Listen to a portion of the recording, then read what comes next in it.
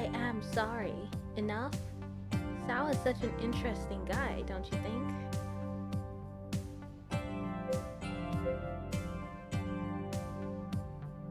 I'm not sure if it's interesting is the right word to describe him. It couldn't have been so bad. They attacked us. You're exaggerating. Don't worry, Mara. I know she and how jumpy she can get. Sal tends to invade other people's personal spaces, and I guess that doesn't help either. Maybe if you told me who I would see from the very beginning, nothing would have happened. If I did, he wouldn't have gone, and Mara would still have a broken ear.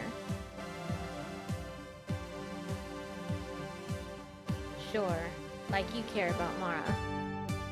I think they treated us well. They were nice. See? You need to trust people. Of course, I am the problem. I hope I never have to go there again. Mara throws herself on the couch. She looks tired.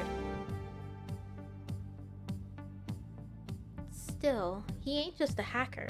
Sal is some kind of overlord beyond the Yellow Sea. Every time I go there, I hear more and more things about him. We already talked about this. We're going to get in a lot of trouble if you keep working with those people. Imperial authorities are keeping an eye on everyone, and they don't hesitate to charge anyone who might cooperate with the rebels for treason.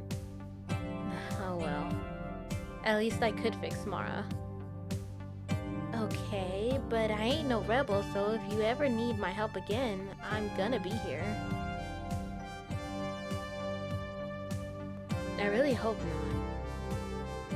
Can you tell me how you met him again? I told you. He contacted me first, asked for a favor, and I asked for one in return. We had a couple gigs together, but that's it. I turned to look at Mara once again. She's dozing off. She's growing extremely bored of this. I should take her back home. I'm heading back home, Yoko. Try not to get me into too much trouble for now. And get away from that guy. Hey, I ain't gotten you into any trouble. I helped you. Try to use more conventional ways to help then. Mara is anything but conventional. You gotta get used to resorting to super strange ways to keep her safe. If you say so. See you soon. I wrap my arm around Mara's shoulder and carefully guide her away from the apartment to the elevator. She's still drowsy and takes small, slow steps. I call a taxi. I don't think she would like to walk around the train station. It's cold, so I give her my coat. She can't help but fall asleep again. Once we arrive home, I take her in my arms and lay her down on the futon. I change my clothes and lie down next to her. It's still early, but I have work tomorrow, so I don't mind sleeping a bit earlier. Fear. One day before the incident. Thus it must be known that the leader of armies is the arbiter of the people's fate, the man on whom it depends whether the nation shall be in peace or in peril. The art of war. Once they arrive to pick me up, I say goodbye to Mara and leave, but something is different. When I get inside the van, I notice Darla isn't here.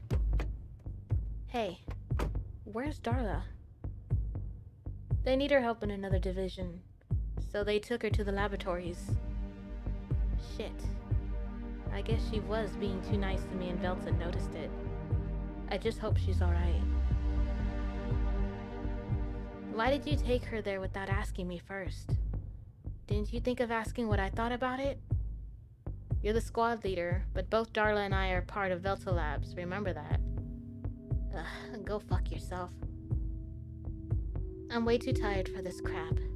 I can't stand how bland this work gets, but I refuse to let them investigate or persecute me in any way.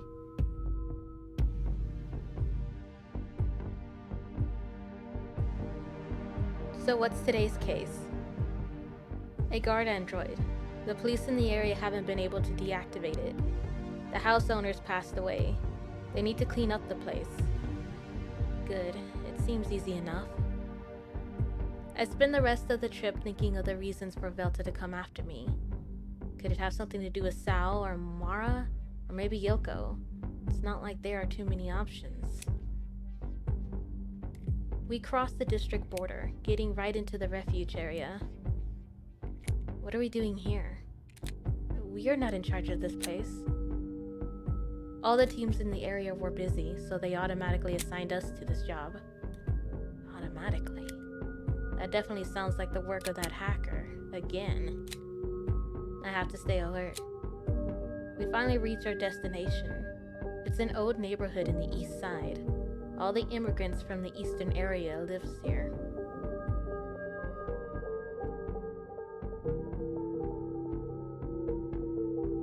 What the hell is this?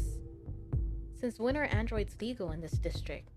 People here shouldn't even be able to afford them.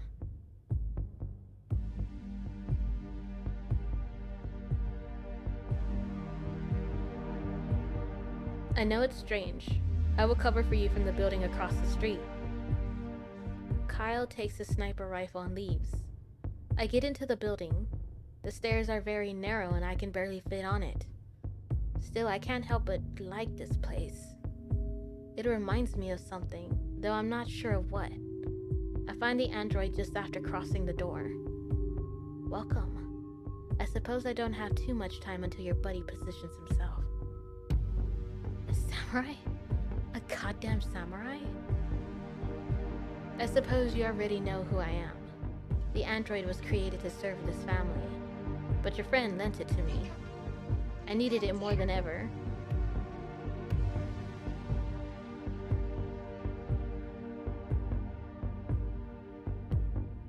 Look, I don't know what you want from me, but I'm not coming with you. And I sure as hell won't give you Mara. I know, but they have different plans for you. Tonight is the night. Make sure Mara is ready. Don't let them catch you off guard.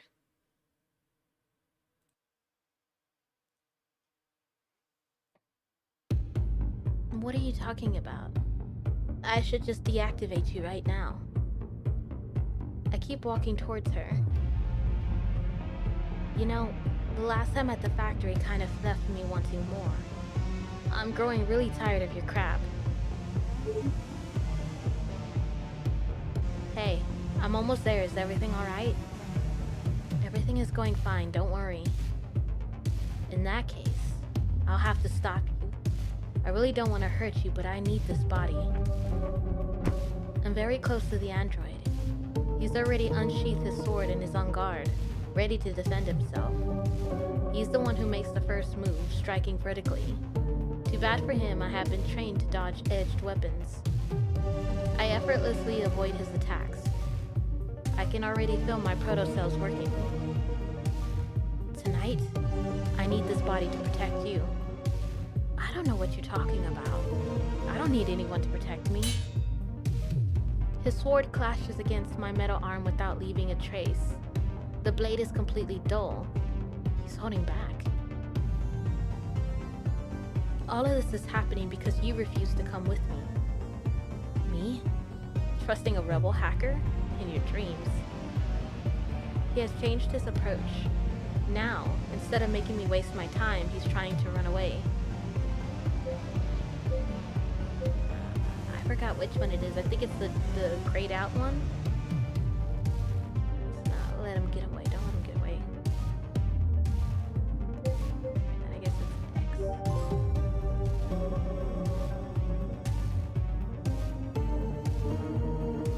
The android walks to one of the windows, but I managed to grab him by the neck. He's very heavy, definitely a combat model. I can barely stop him, but I succeed in making him turn around. He throws me to the floor, but I roll over and stand up on my feet once again. I pull my gun and shoot him in the legs. No, you're gonna screw everything up. The bullets barely wounded his calf, so he's still able to walk towards the exit. Just when he's about to leave, I hear a loud gunshot. His back suddenly shatters in a million pieces. Got you. Hey, are you okay? What happened? I'm fine. The android turned hostile. I'm coming. Wait for me inside. I sit and wait for Kyle. Maybe I jumped the gun a little bit, but there's no turning back now. Now I know why this place looks so familiar. It was Yoko's old house. It's been years since the last time she was here. It's too much of a coincidence. I know Yoko is behind this and everything that has happened so far. Yes, it's nothing. I probably cut myself when I was struggling with the android. I'm going to call the EMT. I stay there for a few hours, analyzing and going through the android's body. It's a model from a few years ago. A high-end one, top of the line when it comes to combat androids. He could have easily crushed me if he wanted, but he didn't. Kyle's rifle must be really strong to make him explode like that. Before I can leave the place, I see Darla walking into the building. Ah, hello. Darla? I was surprised I didn't see you before. I had to help out with something at the labs, but I'm back now. Did you miss me? Yeah, surprisingly. I'm glad to know they didn't kick you out. Both Kyle and I will eventually leave. Please remember that. I know. Whenever that happens, maybe we could hang out, just the two of us. Only if you want to, of course. Yeah? Why not? Please rest. I can tell you've been really busy today. Kyle can fill me in. Take care. They're finally letting me go back home. Once again, my exit is interrupted by someone I know walking into the building. Yoko. Whoa. What a surprise. It's my old house. I came as soon as I heard something was going on here. A combat android went crazy. Was it yours? Of course not. I walk up to Yoko and grab her by the jacket. I try to lift her off the ground, but I give up soon as I remember she's a cyborg and weighs 100 pounds. Yoko, I've had enough of your bullshit. Tell me what's going on right now. Hey. I let go off her jacket, but I stay close to her. I would tell you if I knew anything, I swear. You're my best friend. I would never put you in danger. It doesn't matter who asked me to. I think you have put me in danger more times than I can count. But let's say you're telling me the truth. Then what is going on here? I know that android was yours. You can convince me that it appeared in your house by sheer coincidence. Fine. The android was mine. He was there to protect my parents. I was the one who put her in charge a few years back. I was afraid of something happening to him, but my parents died some time ago. And you just left the android there alone? Yeah. I completely forgot about him. Shit. Just trust me for once. It wouldn't be so hard to trust you if you hadn't lied to me every time I asked you what was happening. You can trust me now. I'm telling the truth. Fine. So, what are you gonna do now? Neither the house nor the android have any traces of me. I just came back here to see what was happening. There's nothing to worry about. Get on my bike. I'm gonna give you a ride home. I hear Mara screaming for help when I get inside. I run to see what's happening. She's still laying on the bed. Mara? You're fine? Oh, thank goodness you came back early. I woke up and realized I couldn't move at all. I can't take this coat off of me. I put my coat over her yesterday, and it's a security system activated since then. The electromagnetic mesh is interfering with Mara's body. I can't help but laugh. I got worried about nothing. What are you laughing at? Get me out of here! I wipe a few tears from the corner of my eyes and bend down next to her. I actually can't. You need to relax so the fabric unblocks itself, or just wait until it runs out of battery. It's especially made to block android attacks. How can I relax when I'm trapped here? And stop laughing! Sorry. I sit next to Mara and pull her towards me. I stroke her head, hoping that helps her calm down. Mara stays completely silent, and after a few minutes, the code unblocks itself. Though I keep caressing her for a bit longer. To be honest, I feel really calm right now as well. This feels almost liberating. I had a tough day. Things are getting ugly. I don't know. We might have to leave this place. Mara only hums in response to let me know she is listening to me. She's so relaxed. She can't even speak. If I keep doing this, she'll pass out again. Aren't you scared? We could find a new place to live, start everything over. Mara sits up all of a sudden and gazes at me. Oh, okay.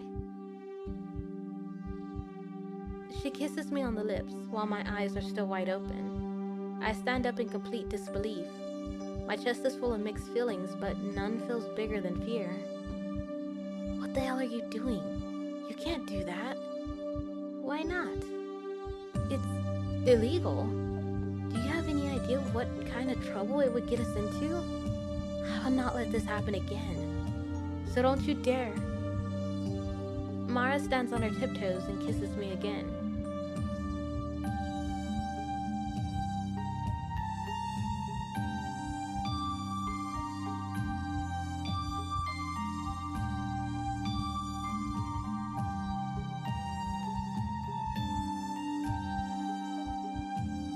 I love you. I've loved you ever since I entered your house, actually. I knew I loved you even before I met you. I try to say something, but not a single word can leave my mouth. I just feel like crying. I can't hold it back anymore. I start drowning in my own tears and sob. Mara pulls my hand to make me sit down next to her again. I wipe my eyes and carefully take my coat off before bending down to her height. She's still waiting for a reply. No one can know about this, okay? Know what? You know what I mean. I just want you to say it. Nobody can know we're together. Does that mean you love me too? Even if I'm an android? I nod, my tears threatening to fall again. What do you mean even before we met? Remember your dream? The reoccurring one? I know what it means. What does that have to do with anything? You're chasing someone in the rain, and you aim your gun and ask them to stop. Yes? Who are you chasing? I don't know. I've never seen their face. I know you can remember. Just try to. They're two people. No. Wait. A human and an android. Both members of your old squad. One of them betrayed you. How do you know that? You shot them. You were completely terrified. It hurt to see what was happening. In the end, both of them died. Velta Labs decided to hide it, and baptized you against your will to prove your innocence.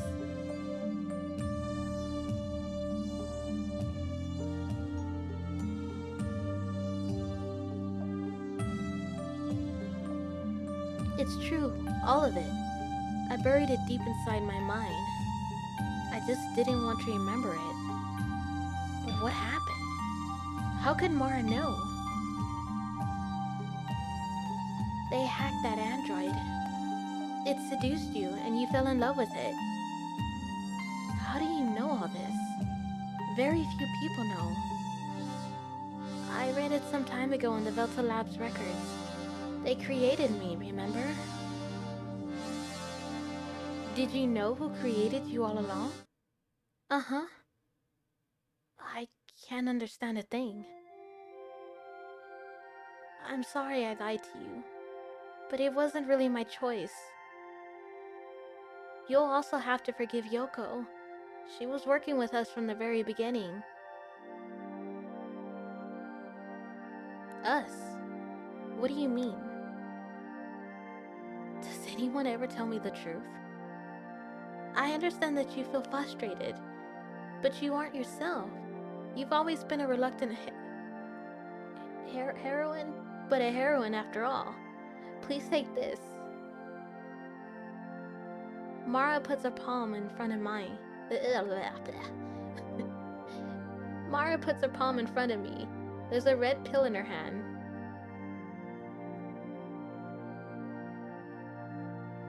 You've been under the suggestion of the Empire for many years.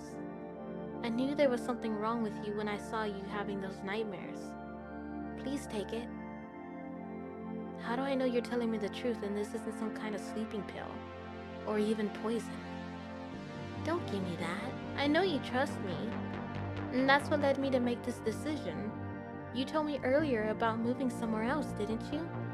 What if I told you that I'd planned the same thing for a long time? I take the pill and put it in my mouth. I swallow. Thank you. It'll take a few hours to work. That pill is designed to remove the prothopam from your blood. Soon the doubts, the anxiety, and everything that anguished you will disappear. Well, maybe not everything, but you'll be yourself again.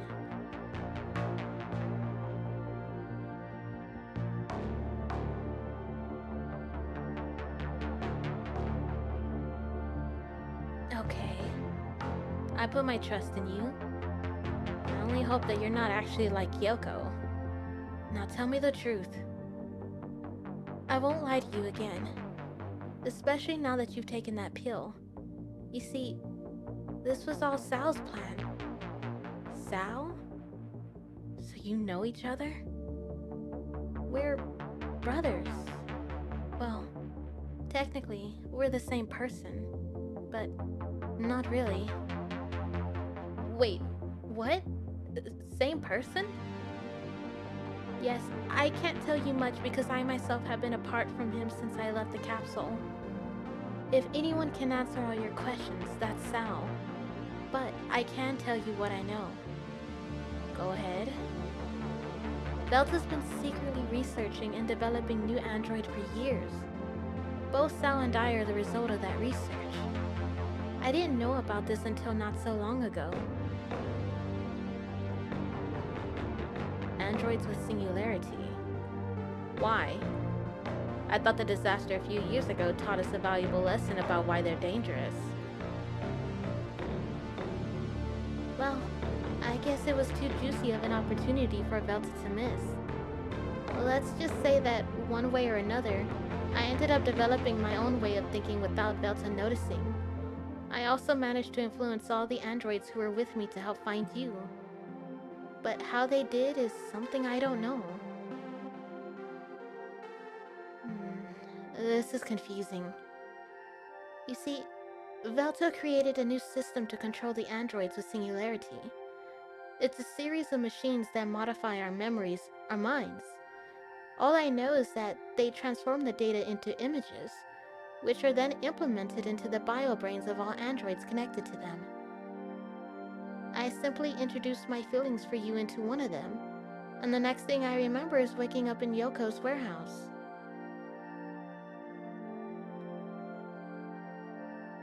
But how did you know about me? How could you fall in love with me without even knowing me? Meeting me? I felt alone locked up in Velta's facilities. When I got access to the net, the very first thing I did was look for someone to be with. You were booked for a crime as simple as loving an android, so I couldn't help but be curious and look into you. I guess it was love at first sight, because after that I couldn't stop thinking about you. It sounds a little silly, I know. Ha! How romantic. She's a stalker.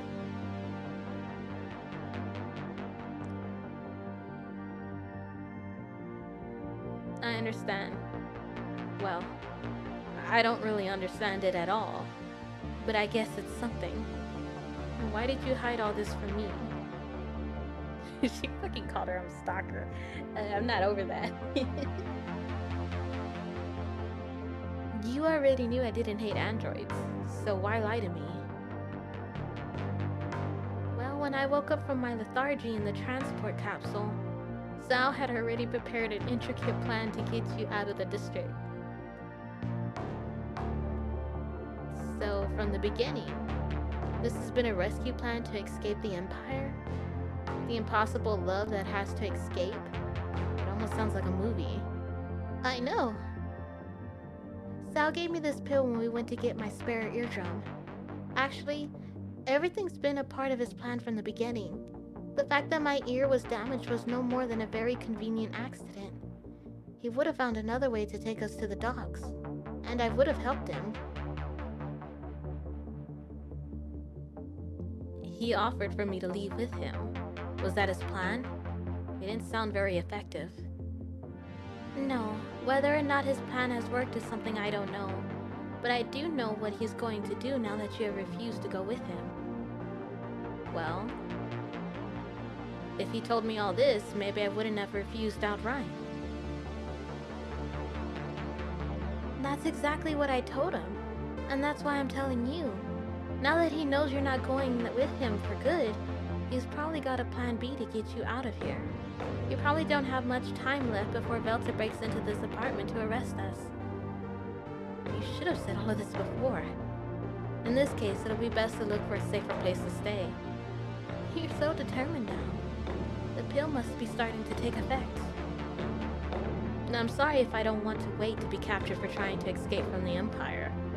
I don't really feel like being declared a traitor. I'd agree with you, but we better stay here for now. I know Sal's working on something, and if we move, we might make it more difficult. After all, it's impossible to move around this district without Velta knowing where you are. Without Sal's help, we'd be caught up in a second.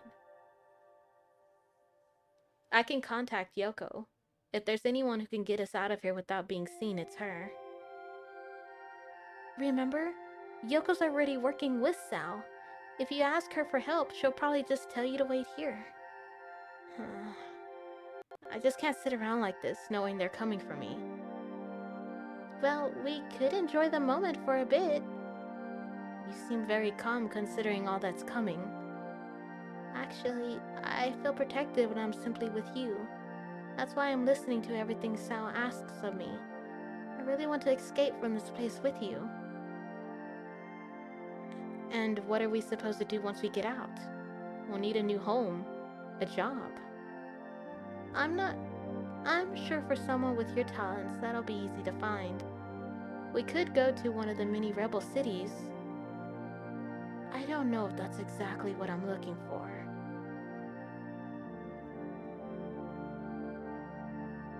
Well, we'll have time to think about it at least. Wait, do you and Salt work with the rebels?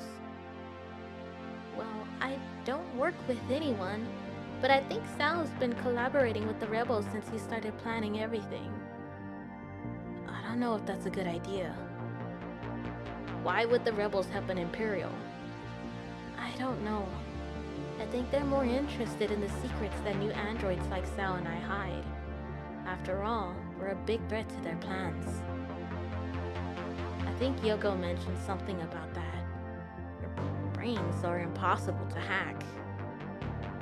That's right, but as I said before, it's not my main intention to work with them.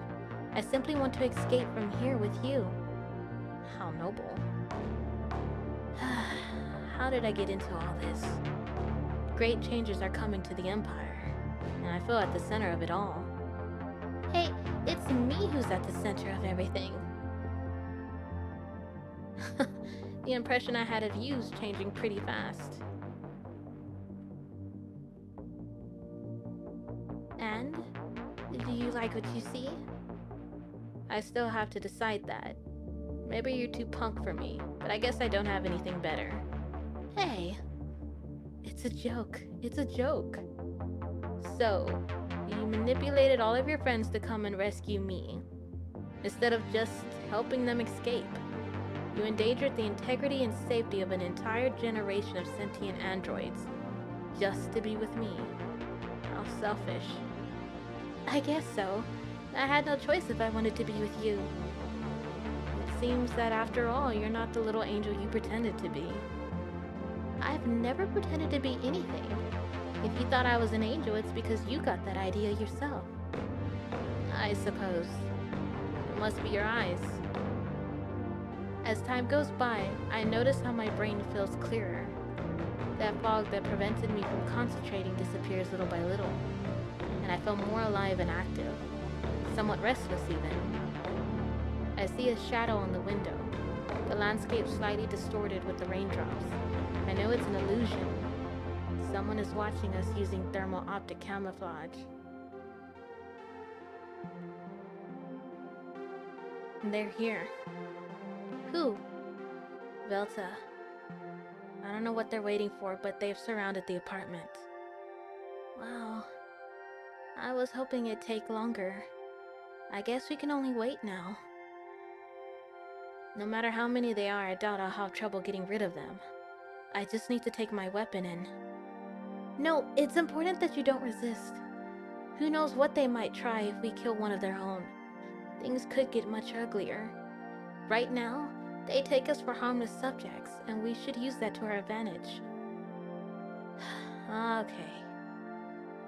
Well, if we have to wait, why don't you tell me about your childhood? I guess all of those times when you told me you had a bad memory, you were lying. I remember it quite well. At that time, I never thought my life was bad. In fact, I was happy. After all, I had nothing else to compare it to. You were raised in laboratories, weren't you? Yes, but they weren't the conventional type. It was just a facility where all the androids of my generation lived. It was more like a school. Only we were very obedient and never made a fuss. Yoko talked about simulations. I suppose you could call it that. But they weren't really anything like real life. In that school, what did they teach you? Botany? That's weird. Botany? Botany? We used special black seeds and planted them into sand. They had to be watered with a concrete liquid mixture, and then they grow without requiring water. Actually, that makes a lot of sense. Does it? Yes, training androids so that they can plant in an environment as hostile as sand? I doubt it's a coincidence. They were training you to reforest the desert. Wow, that sounds like a very noble job. It'd be much better than being a soldier. I imagine that's Velta's intentions. You see, since humanity came to this planet and established the colonies, they've had the intention of terraforming it. The atmospheric generators produce real rain. They were installed shortly after arrival, but the project to repopulate the soil was complete failure. There's nothing that can grow in the strange chemical composition of the deserts here. That's why we live in these walled cities. I thought it was strange that you were able to grow something in that pot of yours. So Velta plans to reforest the planet. Sounds like a pretty ethical purpose. No, Velta couldn't care less about the planet. But if they launch a new generation of androids capable of fulfilling one of humanity's wishes for hundreds of years, it's impossible that people would refuse. Interesting. But I still find it to be a great effort to improve their reputation. After all, my generation has been in development for years. You're right, I must be missing something. Well, I've told you a lot about myself, practically everything, and I haven't lived as long as you have. That job of yours, I'm sure you have many interesting anecdotes from it. Why don't you tell me some of them? Sure. It's refreshing to be able to talk to someone about this. In fact, I think you've already asked me about my work before, right? Yes, but you didn't want to talk about it. That was partly due to the effects of the prothopam. They turned you into a passive person who hated work, because it's designed to eliminate any kind of aggressive feelings, at the cost of wiping out your personality.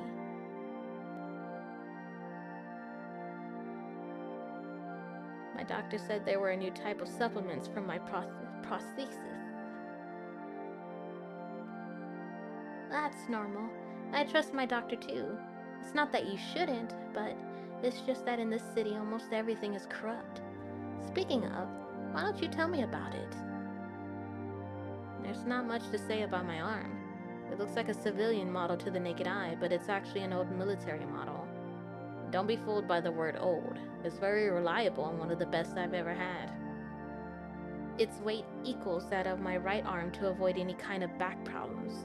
But at the same time, it uses a wrist projection system that gives me the same strength as a combat android. The structure and composition is like one of a human bone, though, in spite of being very resistant, its interior is hollow. Wow, now I feel even safer. It's a good weapon. It's helped me win every hand-to-hand encounter I've ever had. You were part of a unit that was dedicated to neutralizing androids without destroying them, weren't you? Not exactly. Many years ago, I was part Empire Special Operation Corps, in a group called Ghost Team. It's true that we specialize in the use of non-lethal forms of forces, but sometimes there's nothing left but to neutralize your opponent. I understand, but at least you tried. It sounds better than it is. The Empire never had contemplation of the life of androids. Mara's frowning.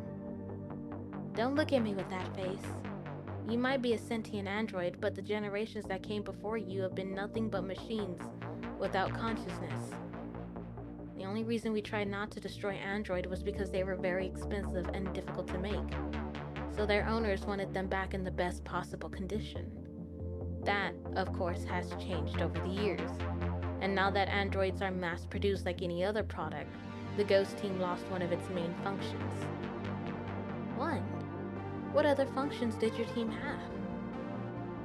Cyborgs have been around much longer than androids. Our team also neutralized cyborgs with illegal prosthetics. Cyborgs are people, so they have rights, unlike androids. Was it dangerous? Very dangerous. Some of those cyborgs were strong enough to crush you with one hand. And that was if they didn't carry some kind of hidden weapon. They were also much more unpredictable than androids and more dangerous.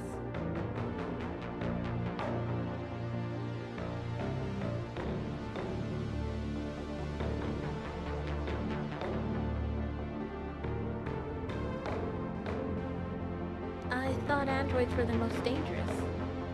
Aren't they able to process information faster? Only in some senses. When two opponents reach the limit of their capabilities, the result of their confrontation is only based on their decision-making. That is to say, if you're able to predict your opponent's next move and act accordingly, you could defeat him without giving him time to react, no matter how powerful he may be. That was the basis of most of the Ghost Team's training. Fighting androids was easy. An android was unparalleled aim, strength, and agility, but it's incredibly predictable. He'll always choose the best possible option, and once you predict it, all you have to do is ambush him or use his strength against him. Over time, androids have been designed to be more unpredictable and choose options that are not optimal in any effort to appear more realistic. This made them more effective in large-scale conflicts, but their effectiveness against specialized teams dropped. Humans, however, are much more unpredictable, and when you give them the capabilities of an android by augmentation, they become an immensely greater threat. Yoko's a cyborg, right? And a dangerous one. Unlike androids, cyborgs have only become more and more dangerous over time, as implants have improved. I doubt that the techniques we used 10 years ago will still work. And where does that put me? Well, you're neither. When I saw your interior, I could see that you have blood flow and a natural brain. That is, you are a biroid. So why does everybody call me an android? At first glance, you can't distinguish an android from a biroid, but the latter has parts of its body made of organic matter. I've never seen a biroid with a natural brain, so you're an especially unique specimen. Thank you. This means you've got the capabilities of an android. You can't be hacked. At least not completely. A hacker will never be able to take control of your body. At most, he'll be able to disable you or manipulate you, just like he would a human. A biroid can be altered with chemical substances, but that's extremely expensive. Producing biroids also costs a lot. I wonder how Velta managed to create so many without going bankrupt. I remember seeing other androids like you, locked in a capsule with the strange amniotic fluid, as if they were fetuses in the womb. How disturbing. No big deal. It's a method that's been used before with human babies, but never with biroids. In short, I'm the ultimate machine. Well, you're not. You're pretty weak. For some reason, they designed you with a skinny body. I wonder if someday you'll stop insulting me. I'm just saying that to be the perfect machine, you need a resistant body like combat android. If they gave you that, you'd be something extremely dangerous. An android as unique and autonomous as a human being, incapable of being hacked and with the force of a tank. I'm afraid to even think about it. Now that I remember it, why did Sal want my blood? I had no idea. And I know as much as you do about that. I don't have a magic method to talk to Sal. He's the one who contacted me, through terminals, phones, whenever you weren't home. I see. I hear a noise behind the front door. What was that? Probably Velta's soldiers. They've decided to act. So that means Sal's going to do it. Do what? The next part of his plan. Promise me you won't fight them, okay? Alright. And don't worry about me, I'll be fine.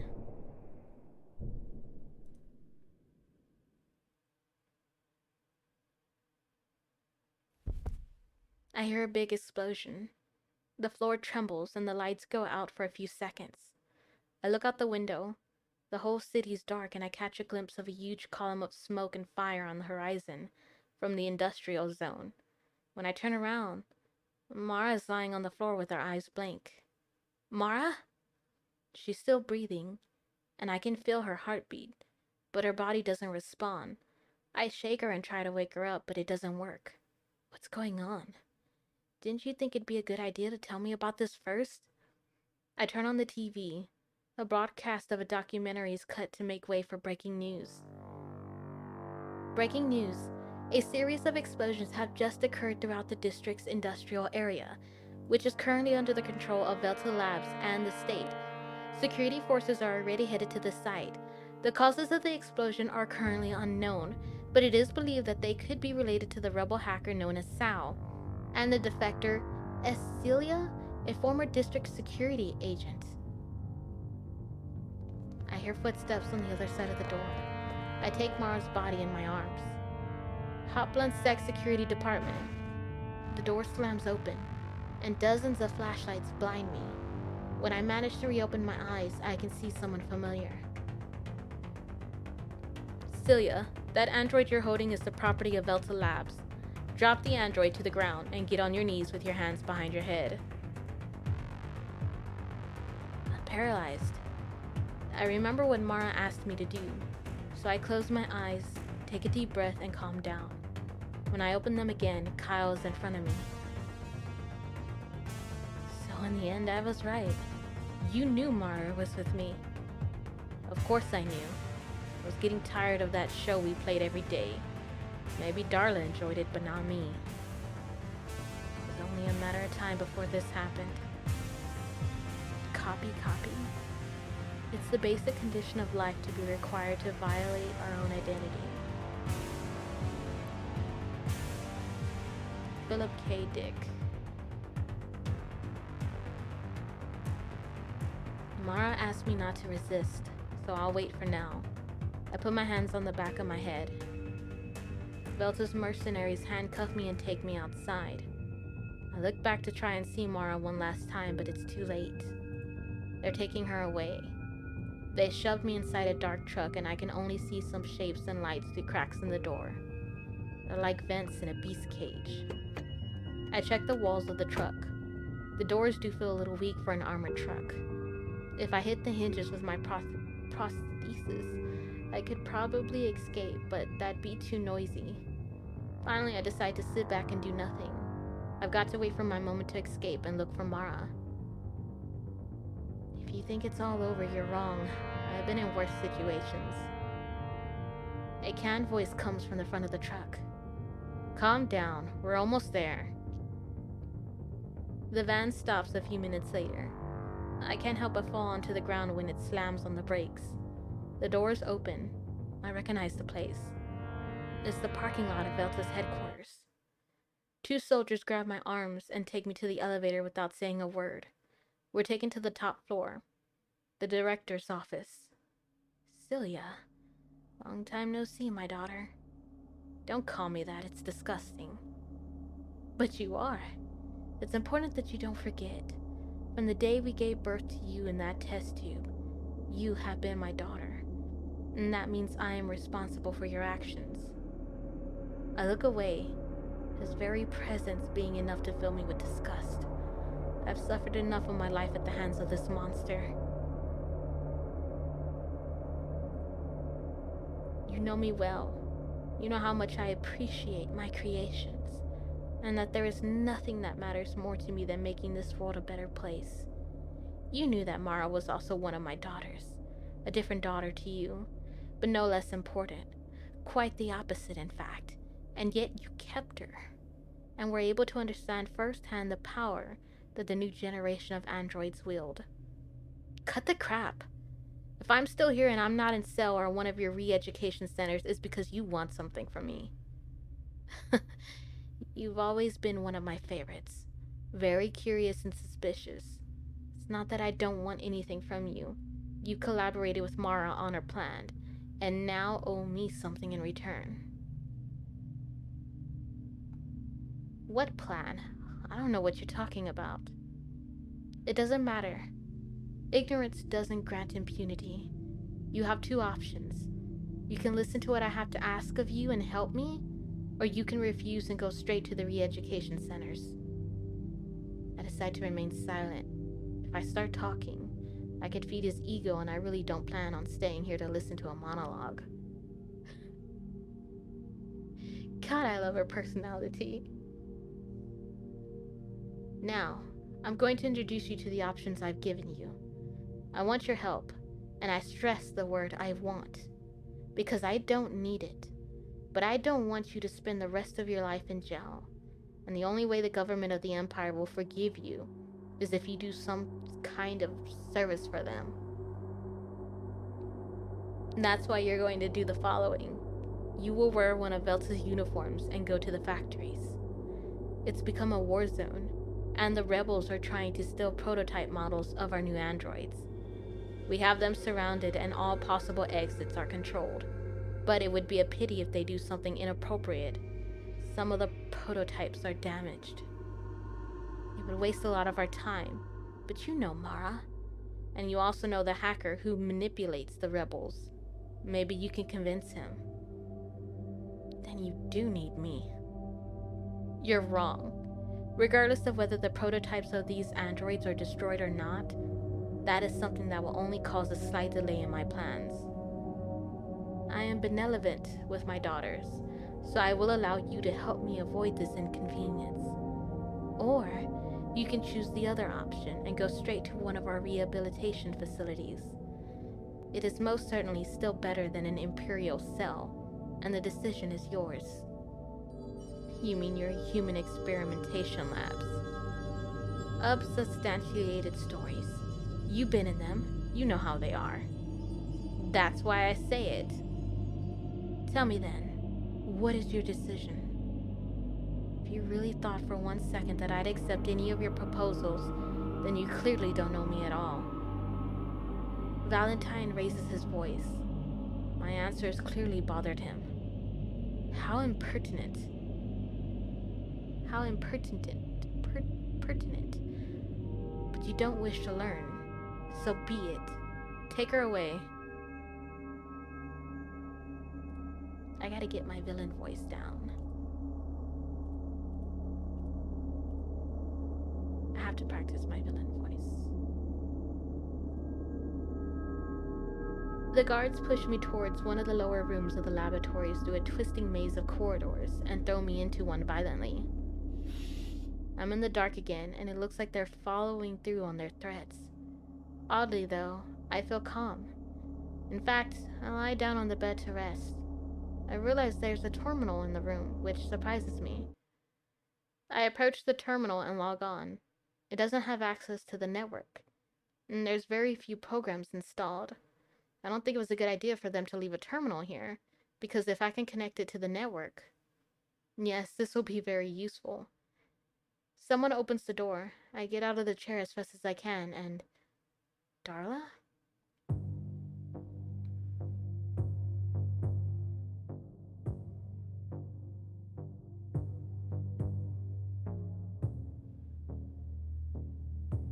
Celia, I come as soon as I heard they took you here.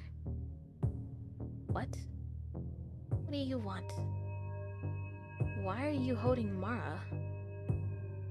I don't... Oh. Where is... Wait, I think she said, where are you holding Mara? I don't think I can go back. I don't... Ooh, maybe it was this one.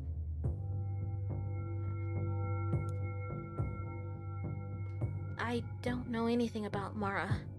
All of this is crazy, and I can't believe they're trying to lock you up here. Didn't you come for me? Darla enters the room and closes the door quickly. There's a camera in that corner. Doesn't matter if you close the door or not. I move towards the door and stand in front of Darla and whisper to her. You're behind me now, so the camera can't see your lips. What are you doing here? I was sent here shortly after you were captured. I'm supposed to keep an eye on you in particular. They think you'll try to escape. Shh, lower your voice. What do you want from me? Nothing. You don't know how lucky you are that I was assigned to you. What do you mean by that? I doubt you came to me for free. I doubt you came to free me. I just wanted to show you something. Look. Darla takes a picture out of her pocket. It's old and quite wrinkled. That's me in the corner. You won't remember me. You're always too busy thinking about how to get away from this place. But I remembered you as soon as I saw you. So, you're also one of Velta's daughters. That's why you were sent to the center? It's hard to recognize you with that hair change. Yes, and this is where we are all being locked up now. The government turns a blind eye to this building, so there's no risk of what happened that time repeating itself. I think, in a way, I've also been locked up being sent here to keep an eye on you. Don't you hate them after what they did to us? You have to understand me. I didn't have many options. None of us did. But it doesn't matter anymore, Darla. I don't hold a grudge against you for spying on me all this time. But I advise you not to get in my way. You're going to try to escape, aren't you? I didn't say that. I'll help you. What? I'll help you. I don't want to keep doing this. Working for Velta's not something I do with much pleasure. But you'll have to promise me You'll take me with you wherever you go, at least until I'm safe. Look, I appreciate your proposal, but... Celia, I know the facilities are the same, but many years have passed. Doesn't matter if you escape. We're in the middle of a police-infested district. You won't get very far before you get caught. You need my help. They won't suspect anything while we're working together. Okay, what do you propose then? Darla squeezes her fist with emotion. She's happy with my answer. I'll tell you, but in a moment. We can't let them suspect anything. For now, try not to mess up. Okay. Good luck. Darla creeps out the door and I'm alone again. Although not for long. It's lunchtime and a guard comes to pick me up. He accompanies me to a large dining room, which is deserted except for one girl who's sitting alone at a table. I suppose the place has been practically empty since they stopped using it for their experiments. I take a tray to carry my food and sit next to that girl. She's covered in wounds and bruises, and they look recent. The food seems passable, and it's not like I'm used to eating better, anyway. The girl doesn't look up from her tray. She eats like she has never eaten before. Hello? Hello. I'm Abira. Nice to meet you. I guess... I am... Celia. She knows me? Well, I guess she remembers me, just like Darla. You talked to Darla, didn't you? She passes me a piece of paper while she talks to me, and continues to eat without looking up. I take it and try to open it. Not now. Please, in your room. I nod, as I imagined. I'm not the only one who wants to get out of here. Has she been trying to escape for a long time? In any case, I have to be careful. Velta has eyes everywhere. I finish my meal, return the tray and wait until the guards gives us permission to head to the inner courtyards. From here you can see the sky, but we're too deep inside for it to be a real thing. It must be a projection. Abira approaches me. The truth is, I know Darla told us we shouldn't talk, but I've been here, alone, for quite some time. I don't think anything will happen if we talk about some things that aren't important. In fact, I think it'd be more suspicious if we didn't do it. You're right. I'm sorry if I seem a bit on edge to you. I'm a little nervous about this whole escape thing. Oh, she knows too. That's one of the things we probably shouldn't talk about. Abira covers her mouth. I'm sorry. Well, you're Celia, and you're quite well known amongst Velta's daughters. I still remember you from when I was little. Oh, shit. I gave her like maybe 2-3 minutes. Give it a full hour. Oh, shit. I'm gonna move this over. But I still remember you from when I was little. Yes. I seem to have a certain reputation as a rebel. To be honest, we all admired you. You had so much strength. So how did you end up here? It's a long story. But let's just say I'm not the one I used to be. But I'm trying to redeem myself. That's cool. Oh, that's good. You said earlier that you've been here, alone for quite a while. Well, I used to work for the rebel army, but I was captured about a month ago. The rebels? Why? As you can see, I don't have much love for Velta. I'm not strong enough to face them alone. That doesn't mean you have to get involved in the war. But the rebels don't just go to war. I was working with a research team. We were in charge of developing argumentations for refugees in rebel territory. Argumentations? Refugees? That's right. The rebels have some underground cities under their protections. Wow. That information must be very valuable. Shit. Yeah. The army tried to torture it out of me. That's why I have all these marks. But I haven't told them a single thing. I guess I developed some resilience to this kind of stuff when I was little, you know? Then they sent me here. I guess it's Velta's turn trying to make me talk. And what are those people who live under the protection of the rebel hiding army? And what are those people who live under the protection of the rebel hiding from? From the Empire, of course. Many of them are scavengers wandering the desert after the Empire shattered their homes in its insatiable expansion. I thought that was a thing of the past.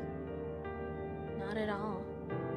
The Empire simply improved at covering up such news. You, though, you haven't worked with the rebels. How did you end up here then? Technically, I'm here for the same reason, but I didn't do it consciously. I simply worked for Hopland, the district security force.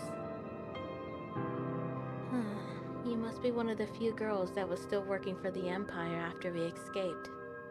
With the exception of Darla, of course. Well, I never stopped working for the Empire. When we were released, I started studying, and soon after that I joined the Empire's police force.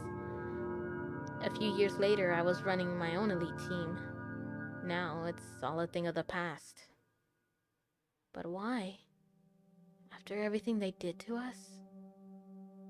You see, the Empire is neither Velta nor the Emperor, nor the government. There are many people living within these walls, and I'm afraid many of them live as trapped as we do. All the more reason to try to overthrow things, don't you think? Not in the way the rebels plan to do. I think it's the only one. Then it shouldn't be done. I guess that makes us enemies. Does it matter while we're locked up here? I guess not. So, you've never left the Empire? You've never seen what lies beyond the desert? I'm afraid not, but I know there are other colonies. That's right. I've spent some time living in a few of them. Things are very different. Better? I wouldn't know if they're better, but you can definitely breathe a freer air. You seem to have seen a lot of the world. I've seen quite a bit. I traveled from city to city for a long time. You wouldn't believe what's out there, and there's so many things that aren't taught in the Empire. For example, well, there's a colony where androids are as common as here, but they're completely different. Each android is produced in a very unique way, and they have a lot of personality. I wouldn't say they're like humans, but they're a sight to be seen. Sounds like a place I'd like to live. There's also a strange place that's the center of attention for many scientists on the planet.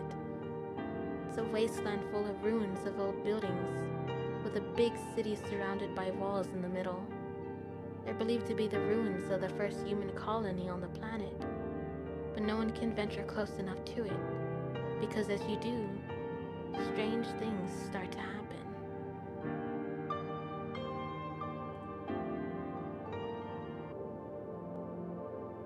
There's also a strange place that's the center of attention for many scientists on the planet.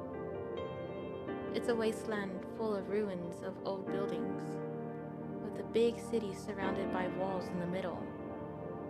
They're believed to be the ruins of the first human colony on the planet, but no one can venture close enough to it, because as you do, strange things start to happen. Strange things? I'm not much of a believer in the paranormal. Neither am I. But it must be true when Neither am I. But it must be true when so many countries take it seriously.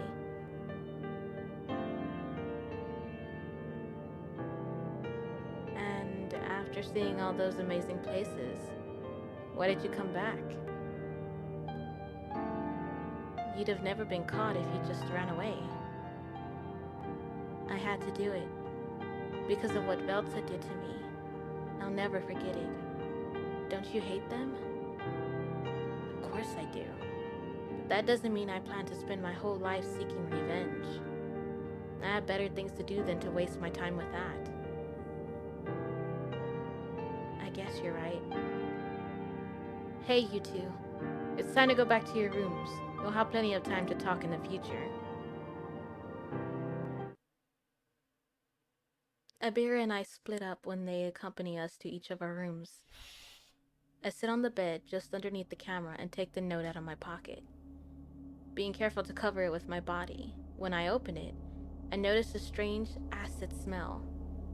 The message of the note's crossed out, and there's another phrase written next to it. I'll see you in room 07 at midnight. Don't trust her. I thought these be instructions, but they're crossed out. It must have been Abira. She doesn't trust Darla. I don't know why, but it's never a bad idea to be careful with Velta's people, whether they're pretending to be on my side or not. I fold the note and put it back into my pocket. I can't help but feel uncomfortable with that camera there. I wish there was a way to make the entire population of the Empire aware of the existence of these new places. I'd like that, even though they might not do anything even if they knew the truth. The people have become too distracted, too placated. I can do nothing without being watched, so I lie down in bed and close my eyes. I hear the ventilation system and the echo of some distant noises. I wonder how many things cook within these walls. It still surprises me that they maintain these facilities. They must lock people up here more often than it seems. My mind races back to what Mara said to me. A new generation of androids with singularity, and machines to control them. It sounds unreal, but I doubt it was a lie. At any rate, if that note Abira gave me anything to go by, I'd better try to get out of here on my own. It's time to get down to work. First, I need to get rid of that camera. Let's see. The camera's probably connected to the building network. If I could access it, I could control it without a problem, but something tells me it's not going to be that easy. I'm pretty sure I won't be able to access it via the wireless network, and I'd rather not risk getting detected that way.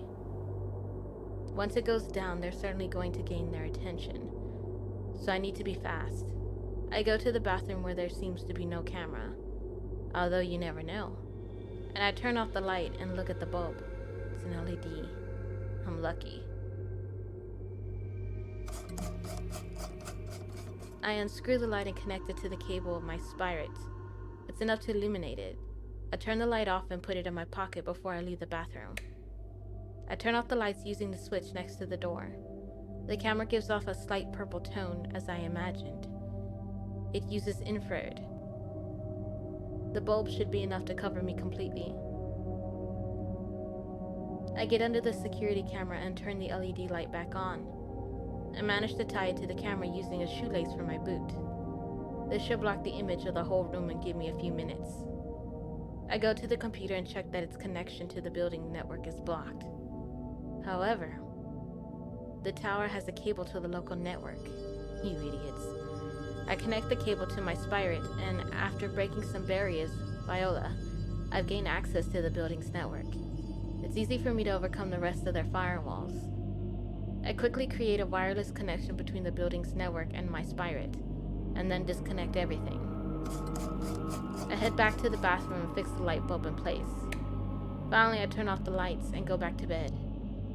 Now, I just have to wait a little bit. I wouldn't like to raise too many suspicions. Shortly afterwards, a guard opens the door and takes a look at the room. I just stay in bed and do nothing until he leaves. Now that I've got access to the building, I just have to find the right time and place to get out. And maybe I should take Abira with me. It'll soon be midnight, so I decide to head out and look for the room Darla told me about. I open the door and wander through the corridors. There's not a single guard. How strange. I go to the dining room. It's also empty and dark. I leave and go to the inner courtyard. Abira's there. Oh. What are you doing here? I've got nothing better to do. And at this time, there's hardly any guards on this floor. Security's surprisingly not very strict. How come you haven't tried to escape before? I'd overcome the security for all other floors right up to the surface. Oh. I'd have to overcome the security of all other floors right up to the surface. Of course. Do you know how deep we are? I think at least 20 floors deep. Huh. I understand. Hey, about Darla's note. Better not talk about it. Oh? That's okay. There's absolute silence for a few seconds. Well, is this what you usually do to keep yourself entertained? Yes, to be honest. I usually walk around the place and think about stuff. For example, it's rebel stuff. I'm sure you're not interested in it. Quite the opposite, to be honest. Anything you want to tell me about's fine with me.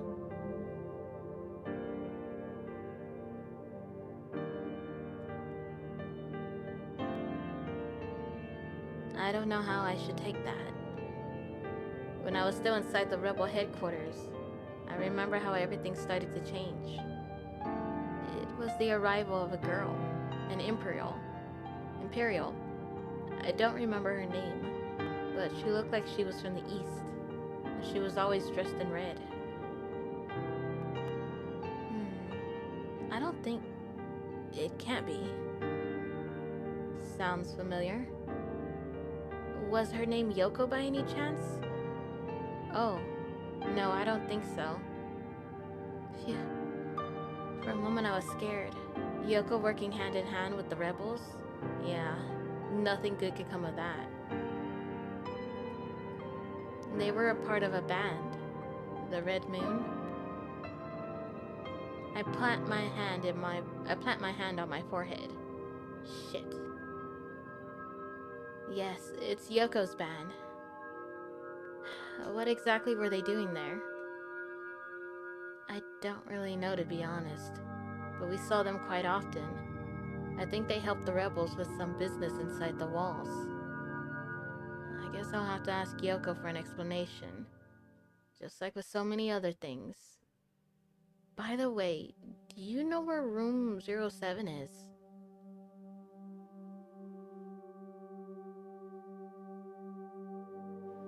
You've got to follow that corridor to the right. But be careful. Sure. Also, I'd like to talk to you about something. How about you come to my room tomorrow night? Okay. Why not? Well, see you tomorrow. I wave at her before I head down the hall. I follow the lights on the doors until I reach 07. I open the door and there's Darla waiting for me. It's some sort of laboratory. It's much more worn than the rest of the facilities. Maybe this room is still used frequently, and that definitely doesn't give me a good feeling. I'm glad you came. What did you want, Darla? Well, first of all, I guess you want some answers. After all, we couldn't talk last time.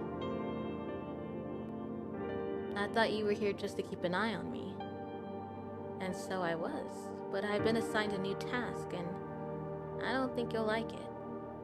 Surprise me. They brought you here because they want me to continue my investigation of you. I thought we were going to escape. That's right. But if I don't send them some kind of information, I'm afraid they'll replace me. Darla, I'm not going to force you, but I think it's the only option. We don't have to start now.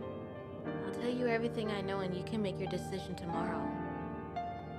Okay. But everything you know about what? About Mara, of course. So she knows.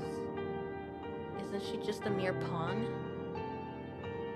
I'm all ears, but first, what is this place? It's creeping me out. It's my lab. Your lab? That's right. I've worked on genetic engineering research and proto-cells projects since I joined Delta. That's why they chose me to do your follow-up this last month. Did the research on Velta's daughters never end? Yes, it did. But I've continued to work with my own blood. That is... I don't know what to think. Is that what you want from me? Yes, they've come to the conclusion that you're the strongest of all the girls who were born here. And they want me to investigate why. Have they asked you to do it? Or was it your decision? Of course they asked me to. Celia, I wasn't lying when I told you I wanted to get out of here. Please trust me. Darla, you're asking me to let Velta study my body again, just like they did so many years ago. I understand how difficult it's got to be for you, but I don't think you've got any other option. Do you have any other way to escape? Yes, I do. But I'm not going to tell her, sorry. No, I don't have another one. I'll think about it, but I'm not going to promise anything. Now, tell me what you know about Mara. You see, Velta's continuing to investigate Singularity even after the disaster of a few years ago. Mara's the product of that. That's what I imagined. Oh, so you know something about Mara? Of course. Do you think I'd spend so much time with her without even trying to find out where she came from? You're right. But I bet you didn't know this. Mara doesn't have real singularity. In the end, the project never came to create an android in constant expansion, but a stable and changing one such as a human being. I know. I've spent enough time with Mara to know that she feels the same as anyone else. Her feelings are very believable, right? Velta managed to create a very convincing android. The most important thing, though, is that it's a biroid. It's very self-sufficient, so it wouldn't be strange to see an android of this generation doing things characteristic of a machine with singularity. But they don't really pose more danger to humanity than any other human being. I guess it's the ultimate human copying machine. It seems like Darla doesn't know anything I don't. I'm afraid she's just a little pawn in Velta's plan. What's the importance of Mara having singularity or not? If her behavior is the same as without it, it seems like Velta spent years of research to get back to where we were at the beginning. Well, that's technically not true. A certain dormant singularity exists within Mara, but it's completely enclosed and controlled. It's most likely impossible to get a really dangerous android out of this generation. But Velta came to the conclusion that singularity is of no use to humans. That's why they changed their approach when they created Mara.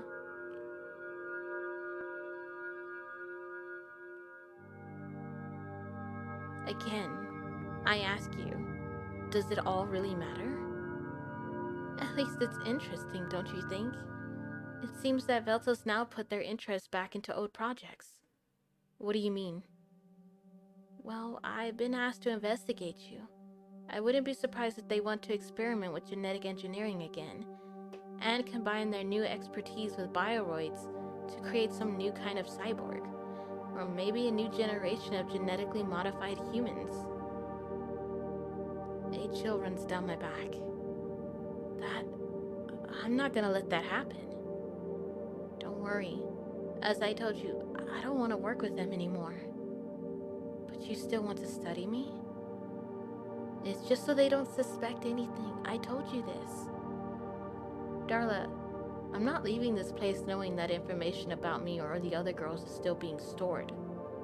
We can't allow it. And how are we gonna stop it? Maybe in the future we can do something. But right now we've got no alternative. What about the other girl? Are you experimenting with her too? See, I don't experiment on anyone. I only work on the blood I've taken from her. I haven't forced her into anything, just like you. Well, I'm sorry to disappoint you, but you're not going to get a drop out of my body as long as I'm alive. Please. Celia, we don't allow ourselves to be caught, not now. We can't allow ourselves to be caught, not now. So long, Darla. I leave the room and walk through the dark corridors to my room. All that conversation has done is make me feel sick. Who knows if she's actually telling the truth about Mara? But at this point, I don't care. All I want to do is get out of here and find her. I feel tired, so I lie down in bed and try to get some sleep. It's hard to know what time it is without a clock. I wake up to the sound of one of the guards banging on the door. Breakfast. I rub my face and go over to the bathroom to wash. Then I head out into the corridor and follow the guard to the dining room. I find it curious how this place is so huge, and yet there's only ever 2 trays. Both are left on the side, which means Ibera isn't here yet. I take my tray and sit down. To be honest, I've got some appetite today, so I start eating. Ibera arrives shortly after and sits in front of me.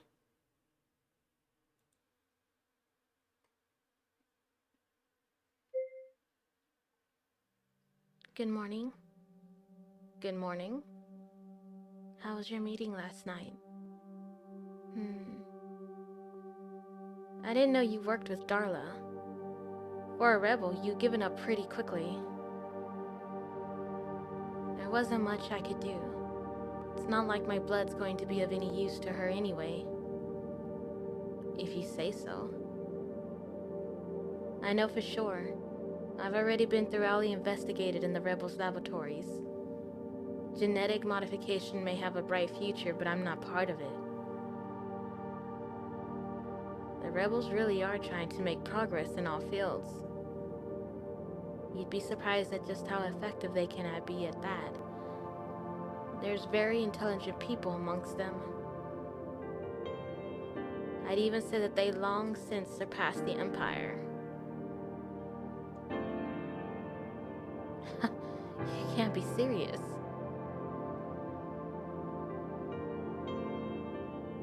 How else would such a small force stand up to the largest military force on the planet? I guess you're not wrong. The rebels are very capable. In fact, if the Empire still exists, it's because the rebels don't want to kill it. However, I fear that changed recently. What do you mean? Well, there's a reason I'm here. I abandoned the rebels and came to this district on my own, so I got caught. Since the girl in red and that strange hacker arrived at rebel headquarters, the rebellion's leaders seem to have been influenced. They changed their entire strategy and began shaping the population for a completely warlike society. I just didn't want to participate in all that. So, do they intend to attack the Empire once and for all? That's right, and I fear the worst. How powerful can they be? I didn't think they would even get through the walls. Oh, they accomplish much more than that. They'll probably make some sort of surprise attack, both from the inside and outside. It's likely they won't wipe out the Empire, but I believe a terrible bloodthirsty war is looming. And there's no way to avoid it? I suppose there is, but I'm unaware of it. You said you knew the leader of those red bandits, didn't you? Perhaps you could convince her to stop helping the rebels. Do you know exactly what they're after?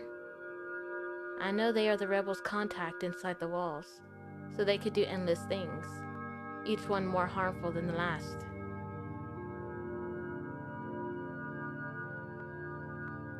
Yoko. Is she a good friend of yours? She used to be the best. Maybe she'll come for you. She hasn't done anything for me in a while. Maybe she hasn't come for you because she doesn't know you've been caught. If you could contact her in any way. Abira puts her hand to her chin. What are you thinking of? I know a place that's got a connection to the outside network, and I think it's the only place on the whole floor apart from the security room. Darla's lab. You could contact your friend from there, and tell her you were here. And tell her where we are. I don't know if that's a good idea. I don't think we've got any other option. I'm afraid she's right, even if I had control of the building's network. I couldn't get through the security of so many floors by myself.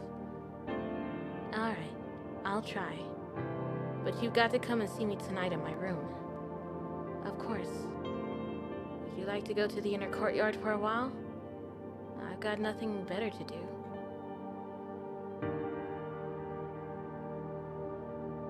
Abira and I get up and we take our trays. Abira and I get up and take our trays to the counter. We then walk around the place until we reach the inner courtyard, while having a rather funny conversation. It's actually quite nice company. I never thought I'd make a friend in a place like this, but I guess lately nothing's the way it should be. You're right. I think that many of these advances doesn't make sense also. To tell you the truth, even the two of us seem totally useless. Wow. You should have some more self-esteem. No, I didn't mean that. I mean, Darla is now researching our DNA to start experiments with genetic modification again. But for what? I don't know if I'm following you. I raise my eyebrow and smile at her. But the truth is that she's caught my interest. I mean, all these experiments are only trying to achieve one thing, and that's to lengthen the life expectancy of humans. Some of them have already succeeded with this, but I don't understand why people fear death so much. There's nothing to fear in life, because it's well known that there's no suffering in death. You'd have to be an idiot to worry about something that only hurts you if you worry about it. And on top of that, it is inevitable. Death really means nothing to us, no more than a sudden and always instant ending. But people flee death as if it were the cause of all pain, and yet other times they seek it to end their suffering. Wow, that's very philosophical. But I'm afraid I'm going to disagree. It's true that we'll live longer by being modified, but that's not entirely correct. Not only will we live longer, but we'll age slower. And I've always been happy about that. In spite of almost being 30 years old, I'm as young as I was 10 years ago, and I'm a little afraid to think that one day my body will no longer be able to keep up. But you'll always have your mind. That's not true. Age also curses the mind. I can't blame people for looking for eternal youth. But you're opposed to these experiments, aren't you? Of course, because the end doesn't justify the means. If Velta had done things differently, but to lock up all these girls as if they were mere laboratory rats, that's too cruel. On that I agree. People are willing to do anything without looking at the consequences of their actions. The rebels were investigating a different way of prolonging life by copying the brain and transferring the data to an artificial one. That's almost worse. And of course it's much more terrifying. Why? Well, you'd never know if your consciousness was really transferred to that new brain. From what I understand, that's impossible. When you lose your natural brain, you die.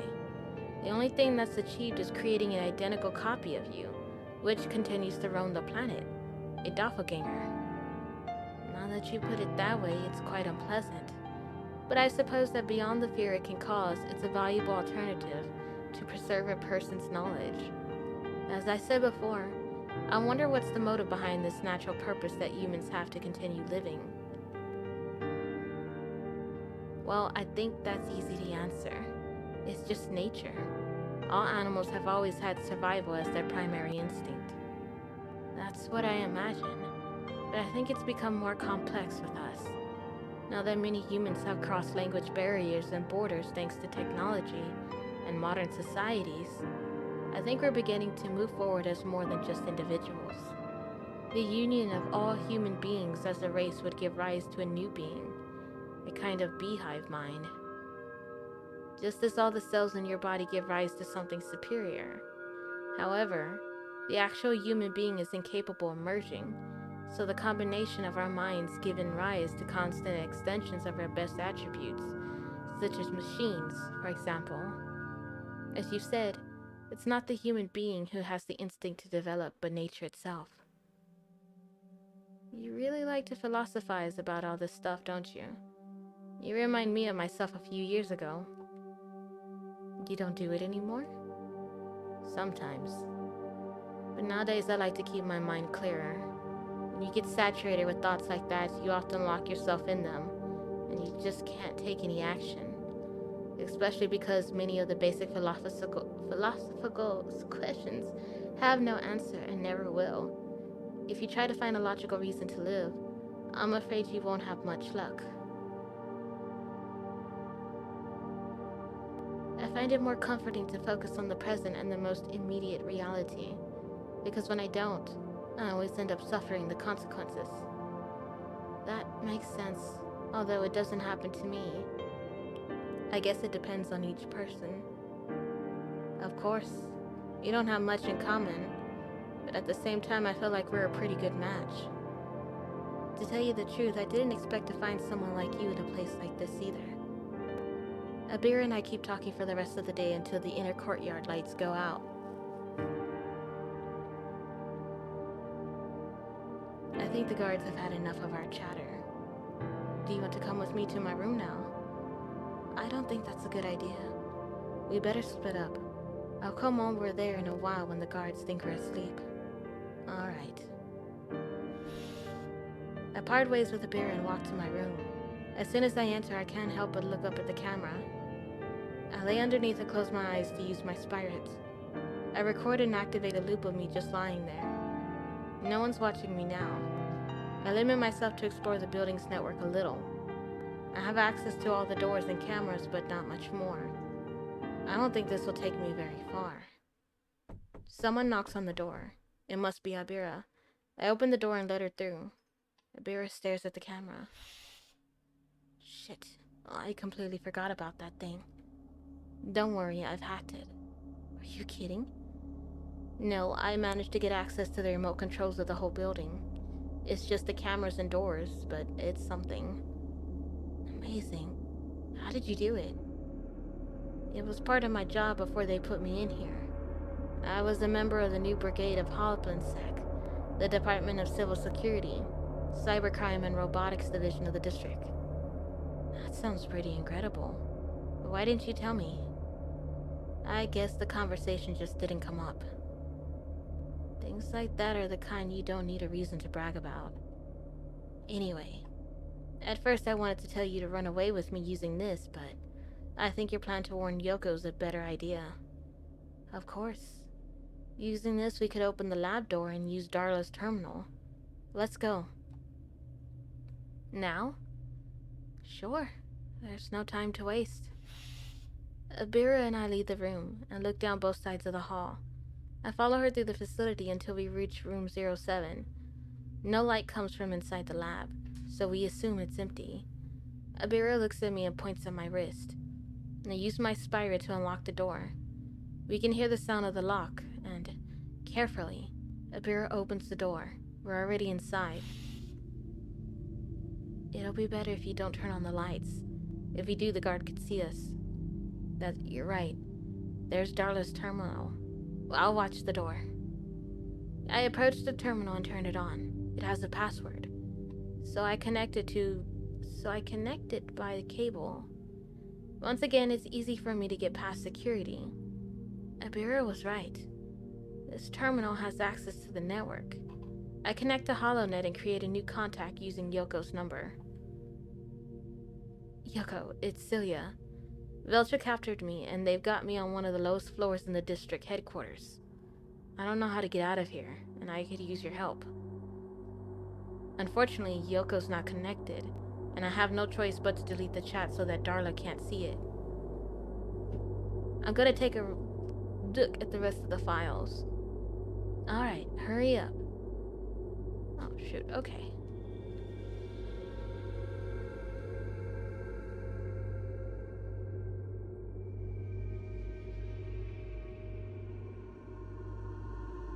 Entry 54. The A-series crops seem to be the most promising, with strands 4, 7, and 8 being an absolute success. I'll soon move on to test them with guinea pigs. That's exciting. Entry 68. 2 of the guinea pigs died, but the guinea pig of strand B, or strand 8, increased its muscle mass. Performance and even completely eliminated the 2 tumors that were in his body. Unbelievable. Entry 92. I moved on to the last phase and injected strand 8 into my body. Already I've begun to notice an increase in my energy. I feel alive. I haven't been so excited in years. Entry 93. The experiment was a total failure. A few hours after injecting strand 8 into myself, I began to suffer fever, intense nausea, vomiting, and an absolute loss of strength. Only I had better blood to experiment with, and not these stupid samples of mine. When I complete my results with those of the subjects of old experiments, I feel useless. I wish Celia would help me with this. Alright, these are the only ones we can access. I can't move anywhere else on the screen, so we're gonna go ahead and exit.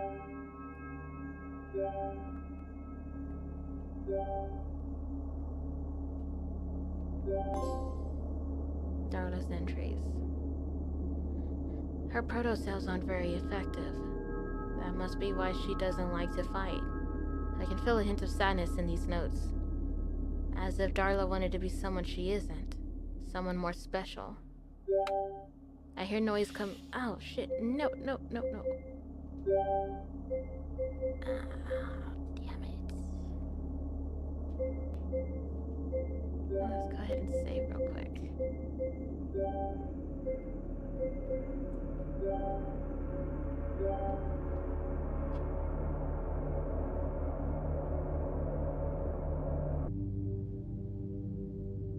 Okay, from where we left off at, this is when we closed down the laptop and everything. I hear a noise coming from the laboratory bathroom door. It opens and lets light into the whole room. A small cloud of steam comes out accompanying Darla, her hair still sopping wet. Shit. Girls, what are you doing? Abira jumps onto her. Oh shit, okay. Went by a little too fast. Abira jumps onto her and puts her hand in her mouth. Don't even think about screaming. Which is where we left off right here in this video. Darla nods and Abira takes her hand out of her mouth. Are you trying to escape? I thought, why didn't you say anything to me? She's working with Velta. If you think saying anything about this to anyone. But if you do that, I'll have to stay here. You can't. You have to wait for the right opportunity. I have to warn... Abira hits Darla in the face, making her bleed. I told you, not a word about this to anyone. Darla. I go over to Darla and bend down. I'll try to take you with us, but please, you have to keep the secret.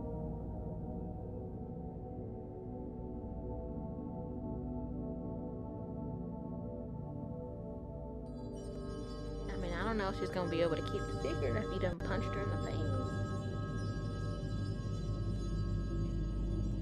Darla just covers her nose with her hand, letting out a few tears and sobs. You really shouldn't have done that. Shit, this is a big problem, Celia. We can't trust her. And what do you pretend? We can't do anything, and I think your message is clear. We better get out of here. Celia, we can't leave her here. We can't drag her around the facilities either. We'll have to trust her now. Let's go. I grab Abira by the arm and pull her towards the door. We walk at a brisk pace through the corridors. We should have done something. Done what? Kill her? Of course not. But now she'll give us away. We had no choice but to wait. The message been sent. All right. We better get back to our rooms. I split from Abira and go to my room. I lie down on the bed and deactivate the loop. I hope Yoko's got the message, or better yet, I hope Darla comes to her senses. Those notes I found in her terminal don't give me a very good feeling. I can't sleep, and I spend the night thrashing around in bed, thinking about what happened. I don't know what I could do to convince Darla, and now it may be too late to even think about it. Abira's turned out to be a bit more violent than I expected. I suppose that spending so many years among rebels has affected her. If she hadn't hit Darla, I think I'd have been able to convince her.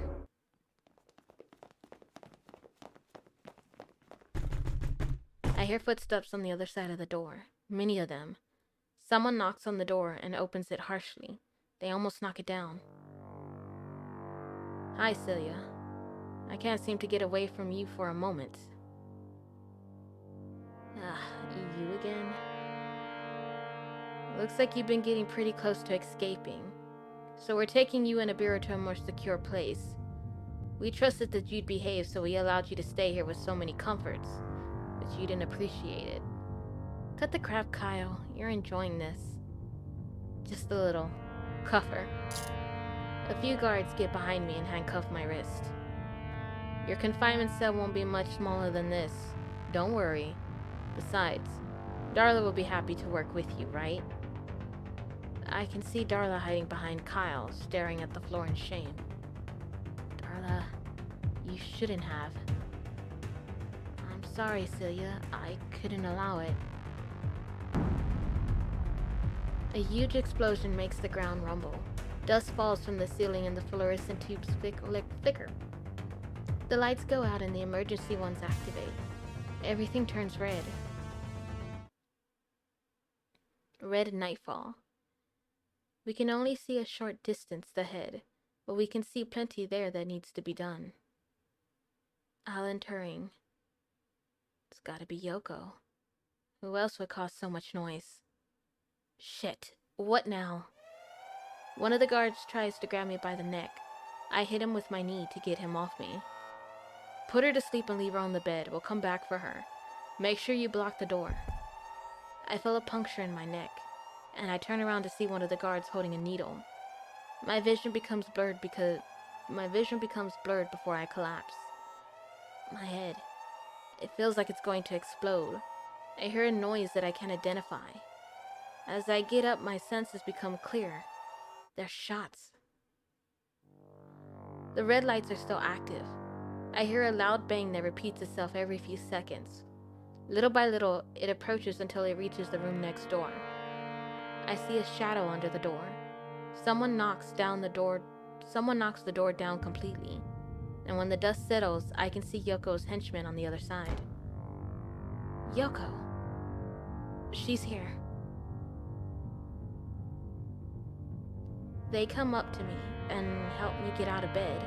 They remove the handcuffs in just a few seconds and accompany me outside. What is all this? Guard corpses are everywhere. This is a slaughter. What the fuck is this, Yoko? I got your message, and I've used everything in my power to get you out of here. This ain't time for your bitching. Yoko grabs my arm and tries to pull me, but I resist. Wait, Abira and Darla are here. We've got to take them with us. Where are they? I don't know. We'll have to look for them. We can't go door to door. I think I know the corridor where they kept Abira. Follow me. Yoko and her henchmen follow me through the facility's corridors. I try to remember where Abira went the last time we saw each other, and I direct them there. I reach a dead end. It must be here. Do you know which door it is? No. Yoko orders her henchmen to break down the doors, and they start doing it one by one. Meanwhile, I try to talk to Yoko despite all the noise. Yoko, what happened to Mara? This really ain't the moment to yap about it. Darla was with Kyle. A tall blonde guy. Did you see her? I think they're at the entrance, but I don't know if they'll still be alive. Fuck. Didn't you have a more discreet way in? What do you think? There's someone here. They take Abira out of her room, and she's somehow asleep too. Is that her? Yes, let's go. We walk to the elevator carrying Abira. Even more of Yoko's henchmen are waiting for us there. Yoko hugs me and attaches a metal hook to her waist. We begin to climb up a cable in the elevator shaft. The rest follow us not too far behind. Finally, we make our way to the exit where a van awaits us. Yoko pushes me inside and places Abira next to me. I hear 2 knocks on the van's plate and the vehicle begin to move. I approach the slits that connect to the driver's seat. Where are we going? To the district's industrial zone. I wonder if Yoko's plans to get us out of here. I sit back down and take a look at Abira. She hasn't heard anything, and I'd almost say she's sleeping peacefully. I give her a push to try and wake her up, but to no avail. Little by little, the noise of the city fades out, and I hear the characteristic metallic echo of the industrial zone. The van stops and the doors open, and one of Yoko's girls helps me down. Has your friend woken up yet? No, they must have drugged her as well. Well, Celia, I've got bad news. The trains have left without you. We're too late. How? Who left without me? Mara and the rest of the androids. They destroyed one of the walls in order to escape using the trains. But my scouts ain't seen a trace of them. I fear they're gone now. The shooting stopped and now Velta's in control of the entire area. No way we getting close. Mara. She's gone without me. I guess it's better than both of us being trapped here. I'm sorry, Celia, but I don't think they'll come back for you. How do you know? Sal told me about some kind of programming that'd be erased once they left the district. They don't have orders to look for you anymore. That reminds me, you've got a lot of questions to answer for. You've been working with the rebels? So? What do you mean, so? What are you planning, Yoko? Do you want to end the Empire once and for all? Are you really that selfish? You've always known me. I think it's a little too late to lecture me now. Yoko, you cannot. Don't you tell me what I can or can't do. If you're gonna try to stop me, go ahead and try. I've rescued you, so now you're free to do anything you want. But I've got my own plans and future. And do you plan to carry them out? No matter what? Even if it means causing the death of millions of people? It's one thing to lie to me, and it's quite another to cause a genocide. Yes. Silence builds in the air. Even Yoko's henchmen remain silent. I can almost feel a physical barrier develop between her and me. She's become a cold, almost despicable person. Very good then. I won't try to stop you now. But I won't forget this, I assure you. Yoko turns and leaves, continuing to give her orders to her men. Someone approaches from behind and touches me on the shoulder. Where are we? Abira, I'm glad to see you're alright. Yoko came for us just in time. We're in the industrial zone, but I don't think we should stay here for too long. And where will we go? I'm going to find Mara. And where would that be? To the desert, I suppose. In that case, I can be your guide. A few days later. Come on, Celia. The next caravan leaves in a few minutes. I'm coming. Only I can say goodbye to this place, which was my home for so long. but also my worst nightmare. I hope I can come back here someday, but for now, the outside world awaits me. This enormous world to which I have never had access now opens up before me. I hope you're out there, Mara. Unstoppable. Immigrate or degenerate? Philip K. Dick. Today we bring you an important announcement from Velta Labs. Just a few hours ago, Velta announced a new generation of androids. An announcement which has shocked us and many of our viewers at home. How is this possible? The Emperor banned any kind of advances within this field. Velta has reached an agreement with the Emperor and the government so they could release one last generation of androids. This generation is impossible to hack and can only be controlled by us. This will be the last push our magnificent nation needs to win this war against the rebels. That's amazing. But what if I'm reading is correct? Velta has actually announced 3 android series. One of them is a combat-focused model, but what about the other 2? You need more than strength to win wars, and of course the Empire can't overlook other problems we've had from before the war against the rebels and even started. Against the rebels even started. I could talk about the 3 new series, but I think it'd be better to see a thorough explanation through Velta's new ad, don't you think? Of course. Today, for the first time on television, we will be able to see the first announcement of Velta's Lab's new Android series. You might have heard about a new Android generation coming, a generation impossible to hack. But at Velta, we've always wanted to be one step ahead. Our new generation is not only immune to hackers, it also has the smart, fierce, and sentient generation so far. We're proud to present our 3 new models. Our war model, Iris 10, is here to protect our homes, streets, and especially our borders from any rebel threats. Next, we have our terraforming model Rhea 10, or 1.0, is here to reinforce this desert planet to be full of plants and make our founding fathers' wishes come true. All of this is possible thanks to our new Black Sea crop growth model, which means they're able to grow even under the harshest conditions.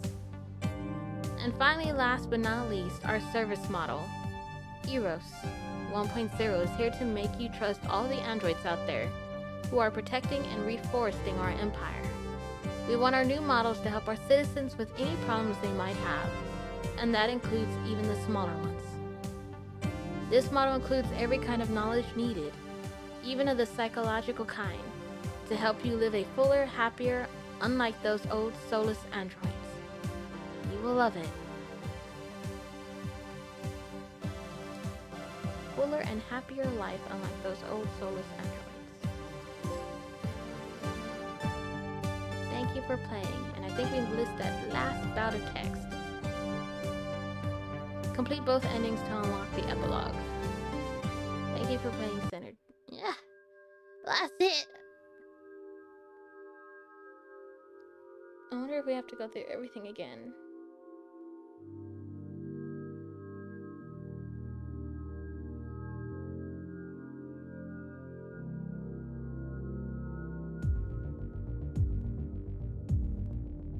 I wonder if it'll at least skip the text we've already went through, or if we really have to read everything over again.